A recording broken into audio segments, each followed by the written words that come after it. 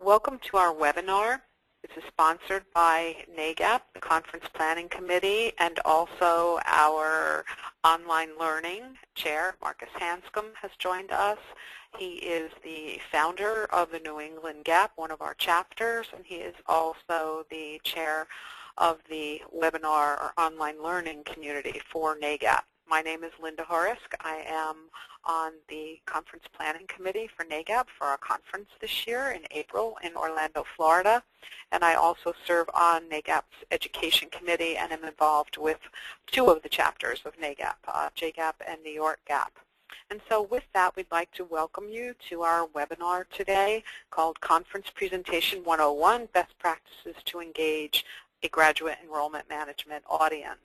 And just to give you a little rationale for why having a webinar this year, based on feedback that we get after the annual conference each year, which we do a survey of our conference attendees, and then also some of the anecdotal kinds of comments and suggestions that we get from our attendees, as well as from presenters and panelists. We want to be really sure that we are giving all of our attendees exactly what they want and that they're knowledgeable coming into the conference about the kinds of presentations that they want to go to.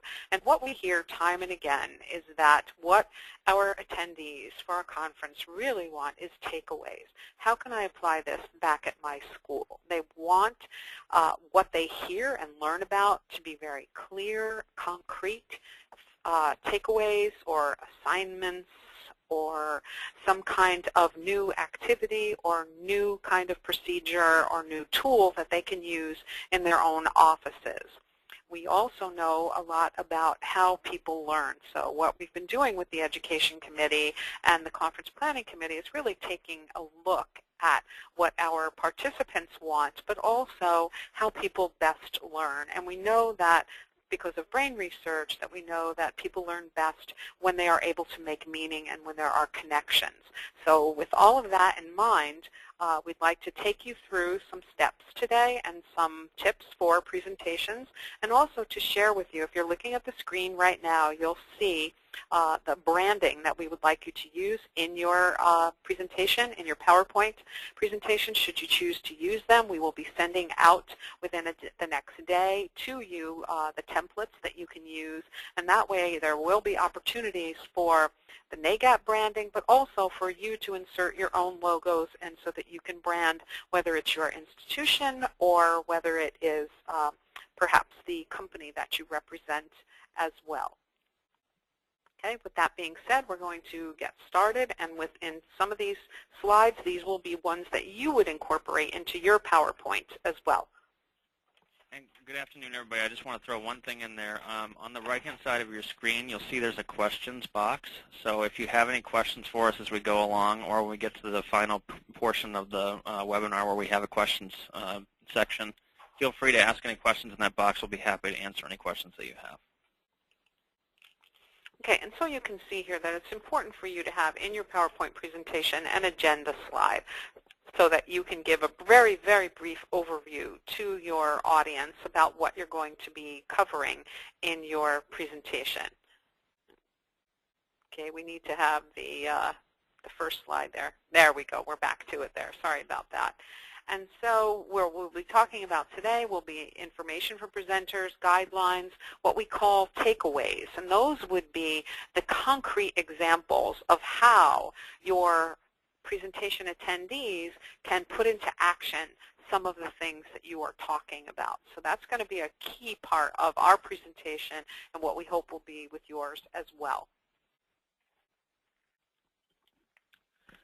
All right, so I'll just tell you a little bit about information for you as a presenter going forward. As Linda mentioned, we do have this PowerPoint template with, you'll see there the layouts are different. So if you have a slide that has an image on it versus a slide that you just want to be blank and maybe just a quote in the middle or something, we do have a template that's set up for you to be pretty dynamic with what you'd like to use.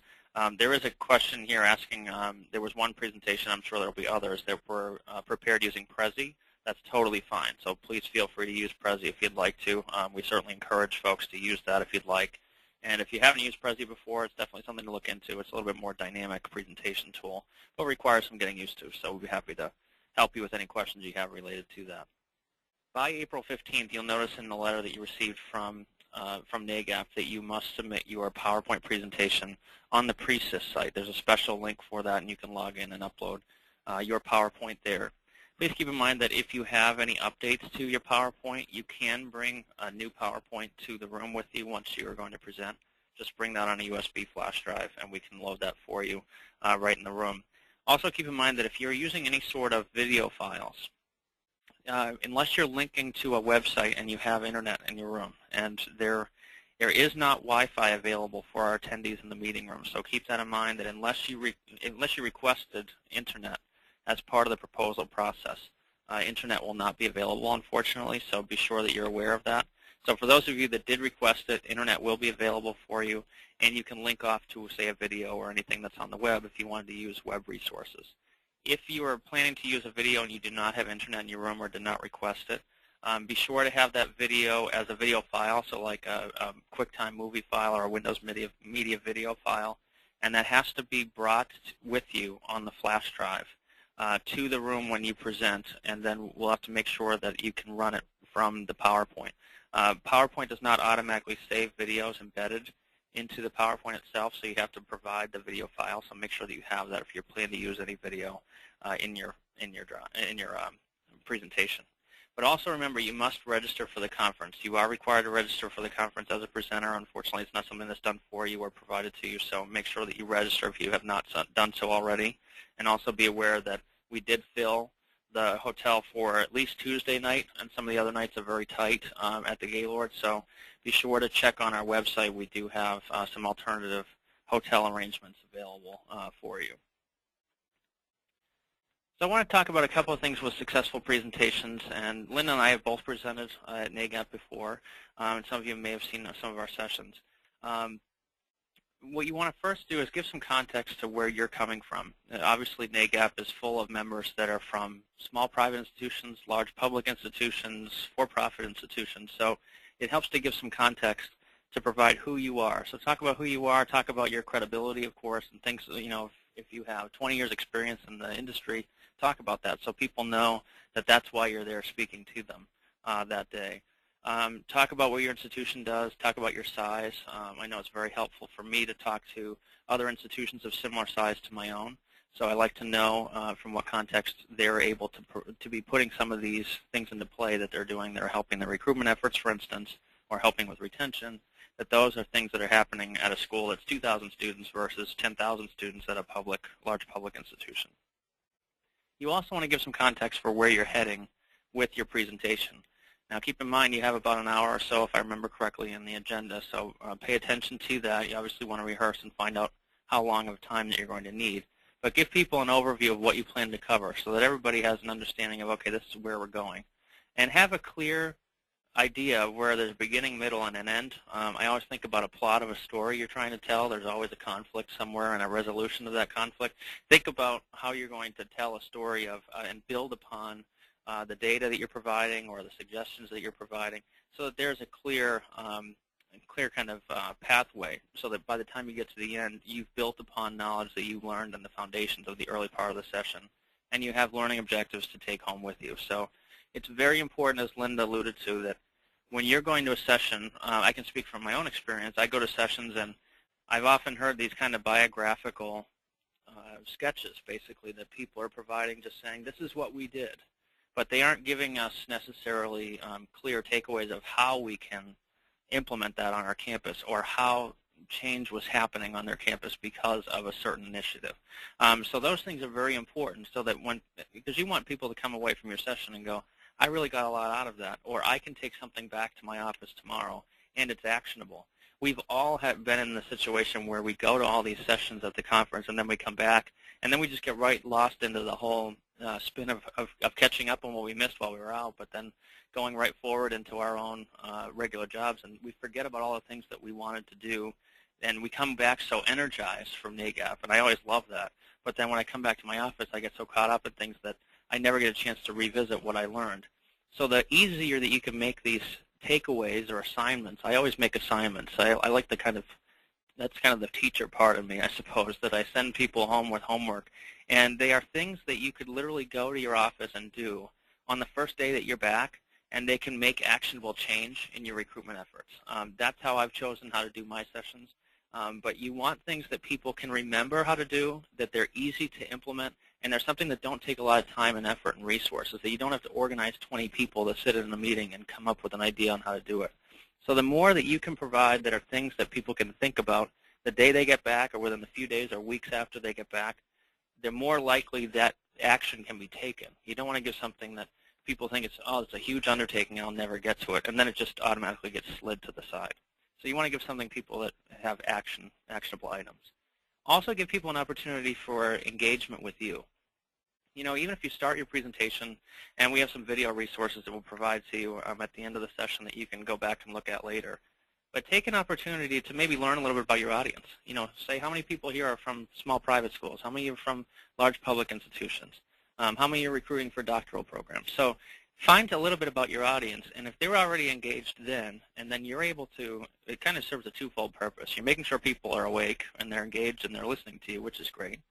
But then when you're talking about throughout your session, you may have designed your session to hit a particular audience, but you might learn about your audience there just from that brief question at the beginning, that they are all recruiting for a different audience, or they're all involved in different job responsibilities than what you are trying to speak to.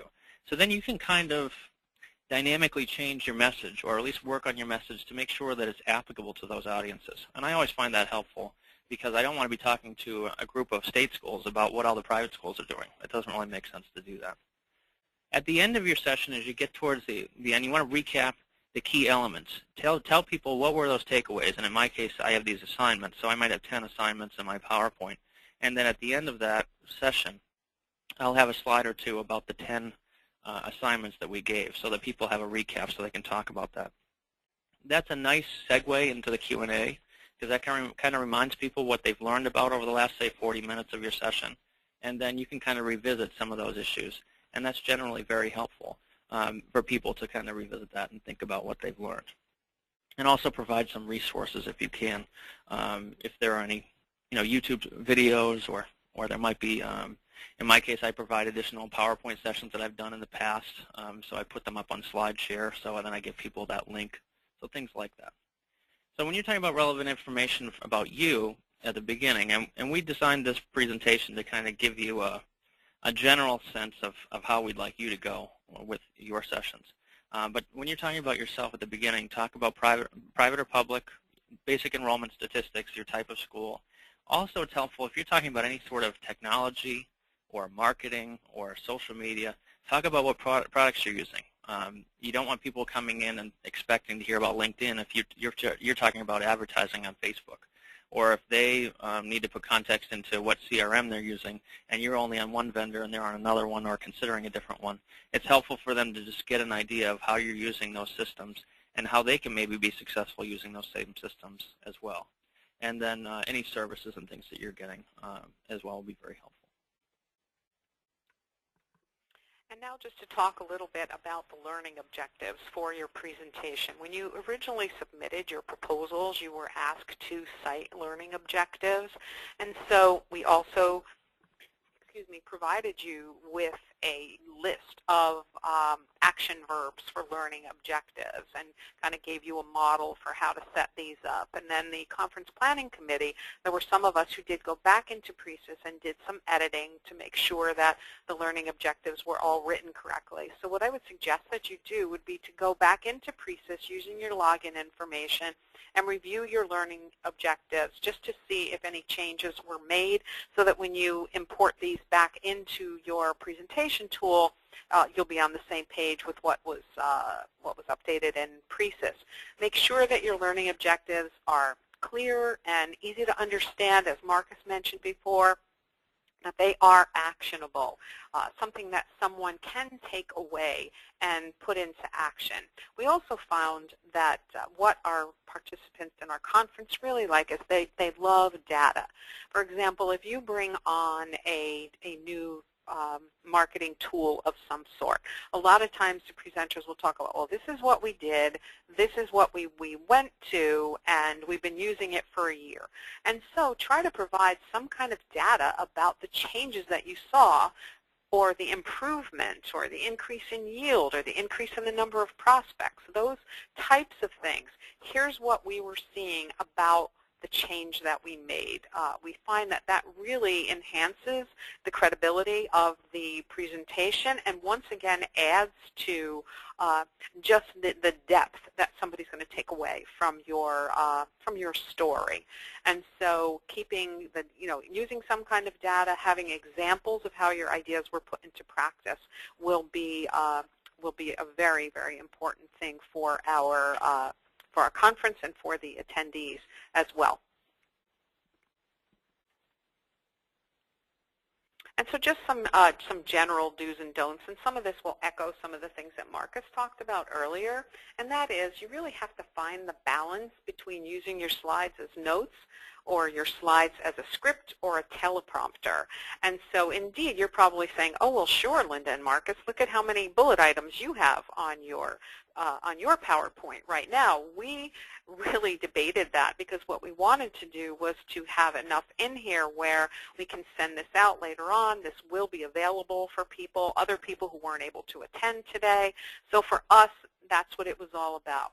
You'll also have the opportunity after the conference to upload a more detailed version of your presentation. So if you want to go along with the less is more as far as text on your slides during your presentation, you can do that, but then know that you can upload a different version later on so that people can have more depth to the presentation. Also keeping in mind that a 28-point font is usually a general rule. You want to make sure that people can see the print. These conference rooms are generally, they're long. They can see anywhere from 50 to about 100, 120 people. So we really try to get as many people in the room as we can, but then also keep that in mind with your presentation as well.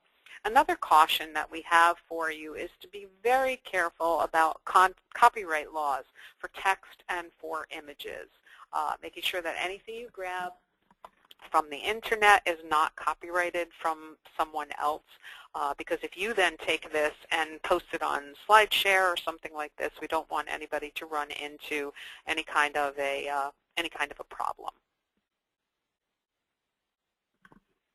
And then this is what a typical takeaway slide might look like for you, and please feel free to use this. This will be in the template that we do send to you. These are probably your most important slides. As Marcus was saying before, this is the homework piece. He mentioned the teacher in him. Well, guess what? You have two teachers doing this, two former teachers doing this presentation today, so you're getting a lot of this education talk, but we're hoping that it's going to be helpful to you when you do your presentation as well. So what we did here is we created some actual takeaway aspects from our presentation, and then you can model what you do for your presentation as well. So for us, it's integrate images, create a PowerPoint or a Prezi presentation based on the guidelines. Remember that you should practice your presentation alone and with an audience. Time yourself, making sure obviously that you're going to leave time for some kind of Q&A. Get feedback as well, and then edit and improve. So your next steps and takeaways slide would look similar to this one. And actually, if you don't mind, I'm just going to throw one thing in there. With my assignments that I've done at with some of my sessions, I usually list the assignment, and I give kind of a framework on how that assignment, if there's kind of details about ways that it can be done, or I try to give kind of some context on how it can be most easily implemented at an institution. And then that second piece, you see there's a second primary bullet there for next steps, that there can often be follow-up depending on what you're providing. And it's important to note, too, that you may or may not be, you may be providing data. I know a lot of sessions, I'll give an example, for instance, Raul from West always gives a fantastic overview of what the newest recruitment efforts are like, or recruitment numbers are like out of India and China. So his session is almost always just data-driven. It's about providing us with information about what's going on in India. So he might have a takeaway slide that's like, the numbers of Indian students coming to educational institutions in the United States over the next 5 to 10 years is expected to decline by 5%. I'm just making that up. But that might be the key takeaway for him. So there won't be necessarily an assignment he can make for that. So this isn't something that you have to come up with something that people have to go do. But your data, make sure that you're framing it in a way that's a key takeaway and something that they can use. And then you might have a next steps piece where you might give suggestions for how on their campus somebody can go and follow up about the effectiveness of a certain initiative, or find out how that data is impacting your work. So that's an important piece, just so people know how they can frame the follow-up and how they can test the effectiveness of it. And a couple of the technical things that we wanted to talk about, particularly with PowerPoint and with Prezi for that matter, we can tend to get, and Prezi is a little bit heavier on the images side, but we can tend to get very reliant on visual aids. And that's really what PowerPoint's designed to do. You don't want it to be a reading a book off a slide, as Linda was talking about. So you definitely want to use images if you can, if there are ways to reinforce that. And for me, that's graphs and charts and things. It might be pictures of our CRM or emails and things. So that's how we use it. And you can use it in any way that you can. But be sure that you're using images that really enhance your PowerPoint and are things that people can see. Because unless they're watching it back on a webinar format like this, where they've got a nice screen right in front of them, oftentimes they're sitting in the back of a room and they're 50 rows back and they're trying to read what's on your screen. So you need to avoid using images that have small text in them, especially if you have a lot of data and that data is important to what you're talking about. Make sure that it's something that people can see.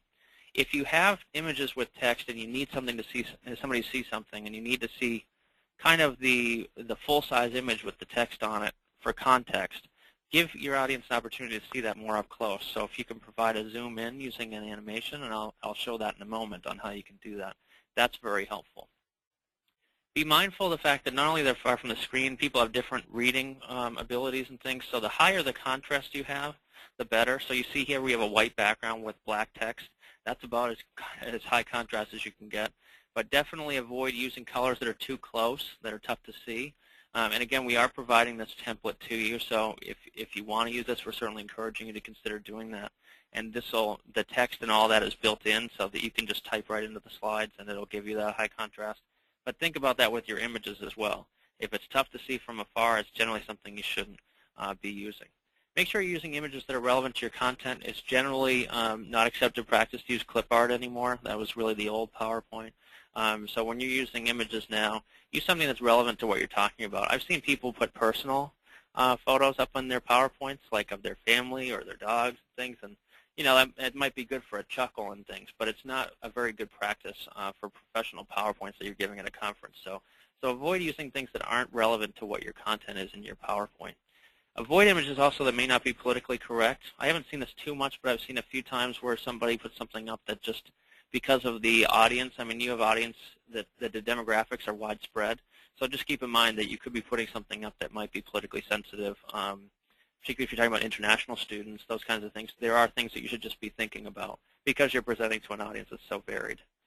If your image does not fill about a quarter of the slide, I generally say stay away from it. It's really something that, if it's something that really adds to the context of your PowerPoint, make one slide that's just the image and talk about the image. Because the primary purpose of your presentation, and this is important, is that you're presenting to the group that's sitting there in the room at NAGAP. This isn't designed to be something that people are, although people will certainly look it back on the PreSys site later or something, or they might print it out. But your primary purpose of giving this presentation is to be giving information and conveying information to the 100 or so people sitting in front of you at the conference. So make sure that you are providing things there that they're taking in as context and that's helpful. You don't need to put a tiny little image and then all this text to try to do that. You're using your words and what you're speaking about to really talk about it. So using an image that fills up the whole screen and then you discuss what that image is about, that's a little bit more powerful to a group that you have right in front of you. So I mentioned that zoom in piece. So here I took a piece, here's the inquiry form for Fordham's Graduate School of Education. So if you're going here and say I wanted to display, this is how we do an interest page. In 2013, this is what an interest page should look like. So I might show this, just so you see generally what the whole page would look like. But to somebody in the back, they're not going to be able to see any of those, the names of the fields that you're asking for, like full name and things. So then what you can do is create a separate image that's then zoomed in, because you see this is much clearer. So you have if you wanted to show something specific from that page, you could create this separate image. It's very easy to do within PowerPoint. I'll just tell you quickly the best way to do that. If you say you're taking a screenshot where you'd use print screen on your keyboard, that captures what's on your computer screen, and then you can paste that in PowerPoint, and it pastes it as an image. In the picture tools on PowerPoint, you can crop that and move it around all you'd like. But if you have, say, that first image that I showed you, so I'll go back to that, that was just a print screen that I took, and I just cropped out the other garbage around it, so I was just showing the interest page. So this was the whole image, and I put that there. What I essentially did was I took this and I made a copy of it, so I essentially had two of these images, and I cropped the second image to only include this information that you see here. So then I had a smaller just piece of that first image. And all I did was resize it so it filled the size of the slide, and now I have a large version of that. Now if you're doing print screen and you're having something that you really zoomed in on and you really try to blow it up, you might distort it a little bit. So that's something to keep in mind, that it might look a little distorted when you make it big like that. Fortunately, this works out pretty well, so it's pretty clear for everyone. But this is a very easy way to zoom in on content that might be helpful to your audience. Now, similarly, I did a presentation recently, and I was talking about these new program interest forms that we have at the University of New Haven. And I wanted to show two important pieces. One is the URL, and the other is the form. So the URL, if you were just looking at that first image, you can't really see that from the back of the room. So I zoomed in on that just piece, and I circled the pieces that were very important. And I used just the drawing tool in PowerPoint. So I brought that up and zoomed that in. And similarly, I brought in the form, and I zoomed that in, so that was a much easier, much clearer thing to see. So now that the entire audience could see what we were asking. So just some easy ways to kind of show what people are doing with images. Now we won't, let's see, we're about 2:30. I guess we can show the video here. There's a good video, and again, we'll be providing this PowerPoint to you. And I'm going to have to, unfortunately, put my phone up to the speakers because audio doesn't translate well over GoToWebinar. But for video and animation, I talked a little bit about it earlier on. But if you want to put a PowerPoint in your video, or a video in your PowerPoint rather, you need to link to it on the web. So like a YouTube link like I have here. Or you can host it within your PowerPoint, but you have to have the video as a separate file, as I mentioned. So make sure you bring that on a USB. And again, it's very important that you are showing something that's relevant to your content. And oftentimes I've seen videos that people play, and they're relevant to the content, but they require that the audience really pay attention so deep that you have to wrap your head around it with 100% attention and really try to understand the connection with the content of the PowerPoint. And while it's still relevant, it's making your audience really have to work to make that connection between the relevancy. So think about using, if you are using any video, use something that's very relevant and easy for your audience to understand. So let me jump out. I'm going to try to play this video for you. And Linda, just let me know if you guys have any trouble hearing this, and I'm going to turn up my audio.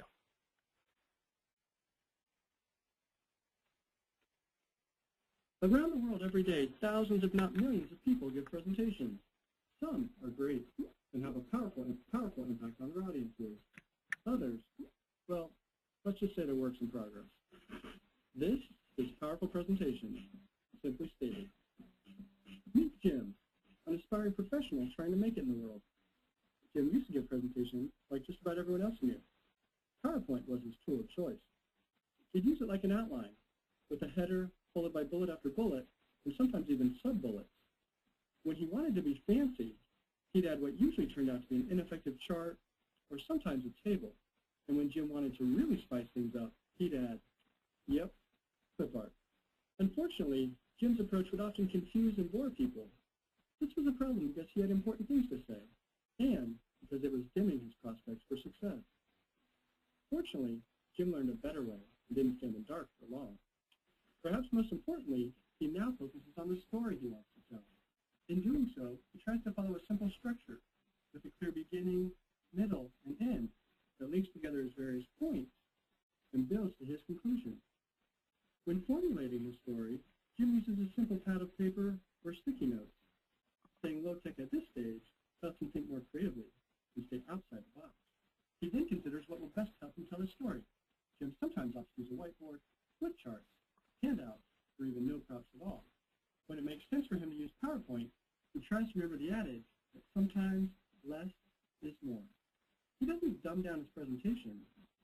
does try to limit each slide to one key idea, or, depending on the content, he sometimes builds an idea incrementally, so it's easy to follow.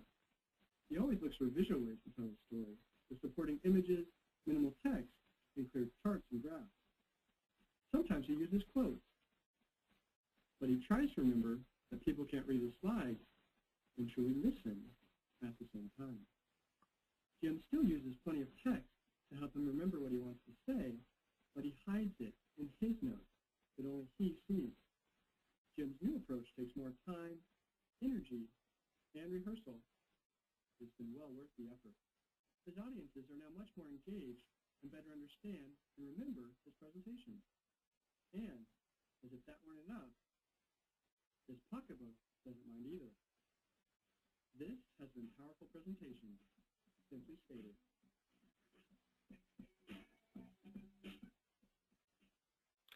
All right, so hopefully that gives you a little bit of an overview of just some of the things that we've been, of course, reinforcing a lot of what we've discussed over the past half hour or so. But you can also, we will send this template. You can rewatch this video, and then we have several others at the end that you can also take a look at later on. So definitely great resources for you. And then just to reiterate some of the things we've talked about engaging your audience. We know that sometimes presenters really want to do a presentation, but they might be a little bit leery of speaking to large groups, and just thinking of presenting to 120 people might seem to be a little bit daunting. But if you're mindful of really maintaining eye contact and your body language and just kind of being yourself, we think that that'll just be really important. It'll help you to overcome perhaps any stage fright that you might be anticipating. The other thing is that what we have found is that most of our people who choose to be presenters and most people who work in GEM, in graduate enrollment management, we are all very used to speaking in front of others, whether it's prospective students or new students or applicants, presenting to faculty. So we kind of have that as part of our own toolkit. But for those of you who might be a little leery of it, just some things that you can think about doing. And Marcus mentioned before, too, about avoiding too much talking about the way we were. We have found sometimes that presenters get a little bit hung up on that piece of it. Here's everything that was going on at my university, and then that takes too long, and then by the time they get into the real meat of the presentation, the clock is ticking. So please do just be mindful of it. It can be kind of a pitfall of presentations in general. And again, I talked about data earlier, about focusing on results, successes, failures that happened as you were perhaps making change in your departments or in your schools. Be sure to allow time for and encourage interaction and discussion. Marcus mentioned earlier about a way to start. How many of you are from large schools, small schools? How many schools of education do we have here? Those types of things, just to kind of get a little bit of a poll that you're taking will kind of maybe help you tweak your presentation and progress when you know a little bit more about your audience. And then as you're going through, it's always okay to throw out some questions to your audience as well. And then, of course, at the end, you're going to want to allow some time for question and answers also. We sometimes find that when there are multiple presenters for a particular presentation, that the balance can get to be a little uneven, or one presenter takes up too much time or takes things from somebody else's part of the presentation. So it makes it a little bit awkward. So once again, the practice can help to achieve perfect. And try to pose some open-ended questions. What would you do if? Those types of things. And you don't want to have there be so much time taken away by having audience participation. On the one hand, it is good because it keeps people engaged, and when they're actively engaged, it's going to help to enhance learning and understanding. And of course, when you have your little summary at the end, that is a way for you to check for understanding also. It's always very interesting to hear how other people your audience has interpreted what it is that you've said also when you say things like, what did you learn today? And then to know that you do have a support system. NAGAP, we do provide moderators and recorders for all of the sessions. You will be able to find out who they are. We're going to try this year. It hasn't been done in the past, but we're going to try to get you the names and contact information of your moderator and your recorder. The moderator will be there. The moderator can do the introduction if you would like that to be done, give a little thumbnail sketch of the presentation, or just introduce it, turn it right over to you, and the moderator will kind of help to move things along. Hold up a sign to you. You have 10 minutes left. You're halfway through. Those kinds of things to keep you on task. If you had handouts that needed to be given out, or if you are using perhaps poster paper where small groups are brainstorming, and then the moderator can help you do that. That's why we think it's important for you to know who your moderator is ahead of time in case you have any of these extra little duties that you would like them to do. The recorder will be taking notes on the presentation and then will write a summary of the presentation that subsequently appears in our NAGAP Perspectives magazine. So once again, really important for you to know who these people are ahead of time. You can send them a copy of your PowerPoint or your presentation so that they're aware of it. Another thing that I would strongly suggest is that you ask your recorder to send you a copy of the summary, email it to you so that you can proof it before he or she submits it to NAGAP to make sure that the points that the recorder took notes on were actually what you said and that everything rings true, and it really gives a good picture of indeed what went on in your presentation. And just some final thoughts and takeaways. Again, this would be something that you would set your audience up for also. Okay, now we're finished with the presentation. Now let's go into the summary part. And just some examples here that we brainstormed for you so that you can see what an assignment or a takeaway might look like. Marcus gave you some examples before for those of you who are presenting on data. So maybe your takeaways or assignments might look a little different from the ones we have here. So something like a takeaway would be create a communication plan, review Google Analytics report to determine your next steps, create a task force comprised of faculty, admission staff, and current students to identify how you can improve yield. These are concrete things that people can do, can take away, and then implement into their practice as well. And from what once again, the input that we've gotten from audience members after our conference has really related very, very specifically to this. We want you to present something that you're going to be happy with and that your audience will be happy with and help them improve their lives in their work world of graduate enrollment management. And just some final things that we had, some of which we've talked about already. You know, what were the most important things you learned from this presentation? You can ask your audience that, your own final summary or words of wisdom and your key points.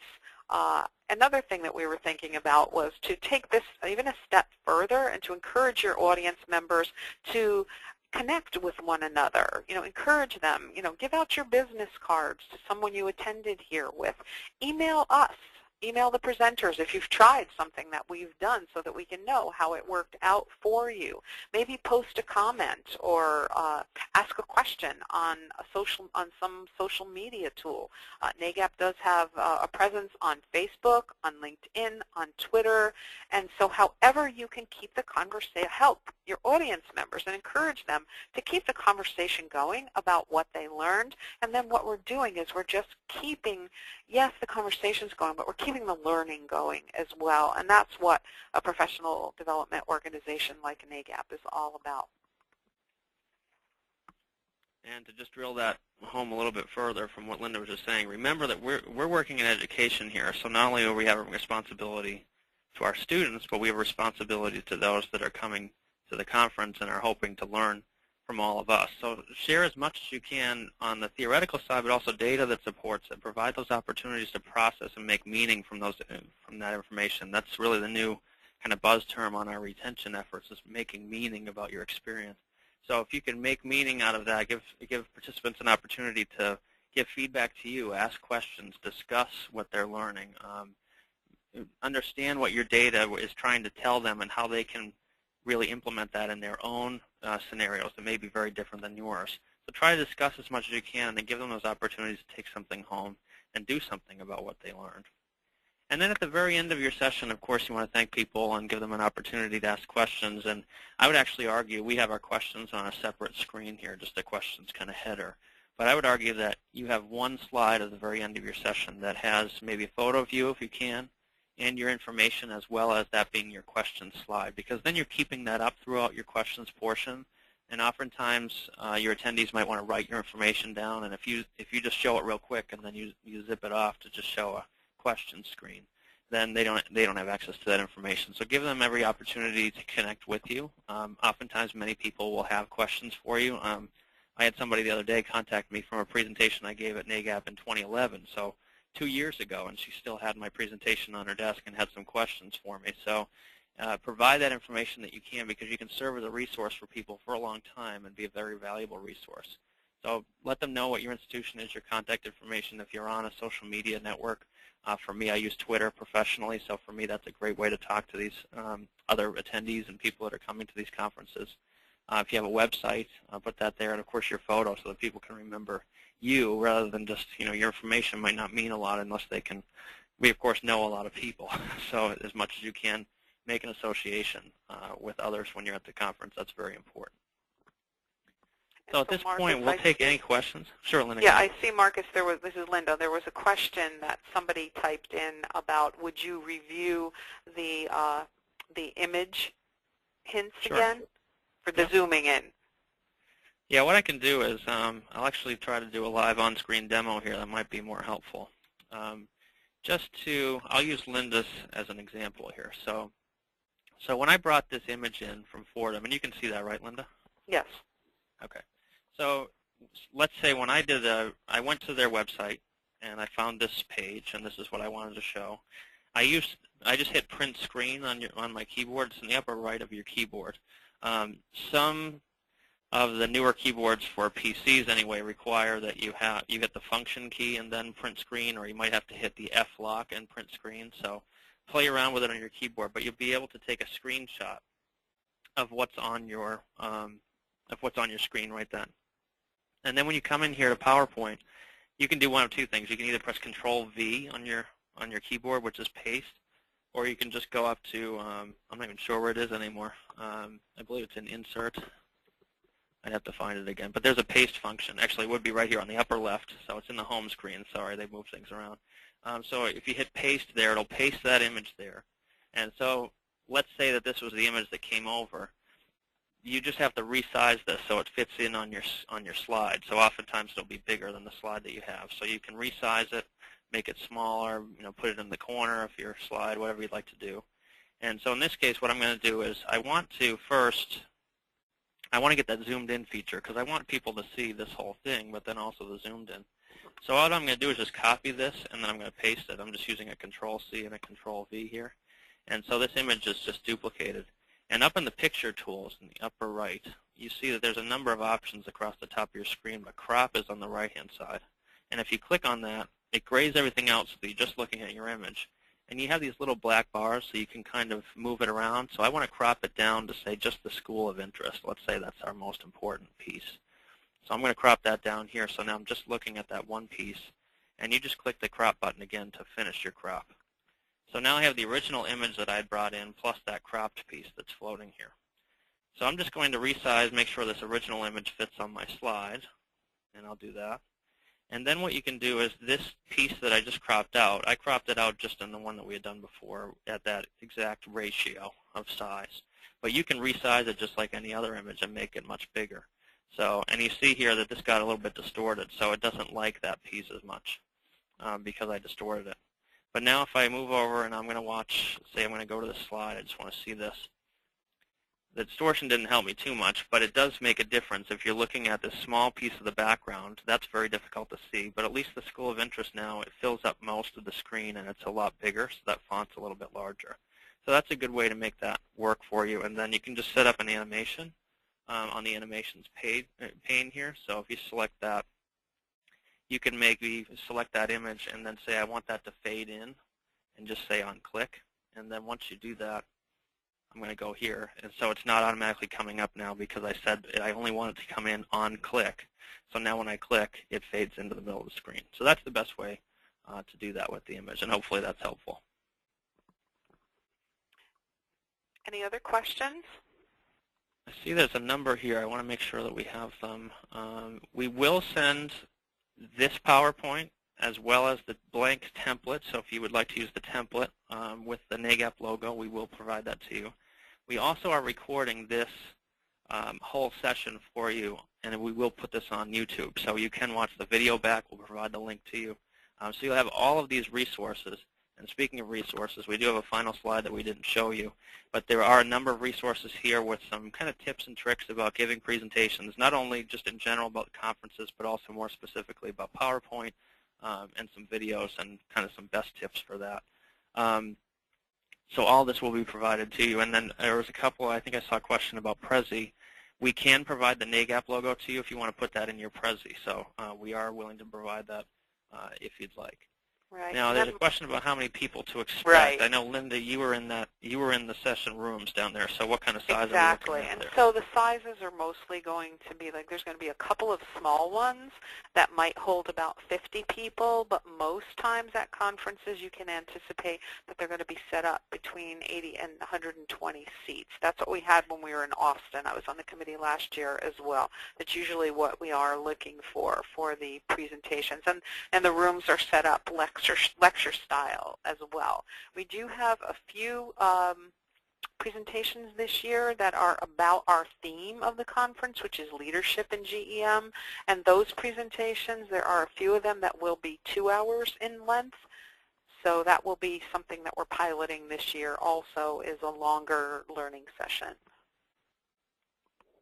There is in the hotel also, I know we get this question often, that if someone did want to have handouts printed, there is a business center in the hotel. This Gaylord property is a conference hotel. So the conference center is connected to the hotel.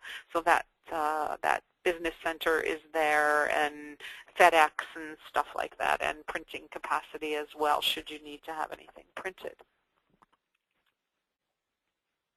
Well, it looks like we've wrapped up all of our questions. So if you have further questions, I know Linda and I are both willing to field them if you need to reach us. We'll put our contact information in. Actually, we'll just add a slide to this so that you have it at the end of this template that we'll send out to you. If you have any questions, you can reach out to us at any time. And otherwise, we really look forward to seeing you all and all of your great presentations at the conference at the end of April. So thanks for attending.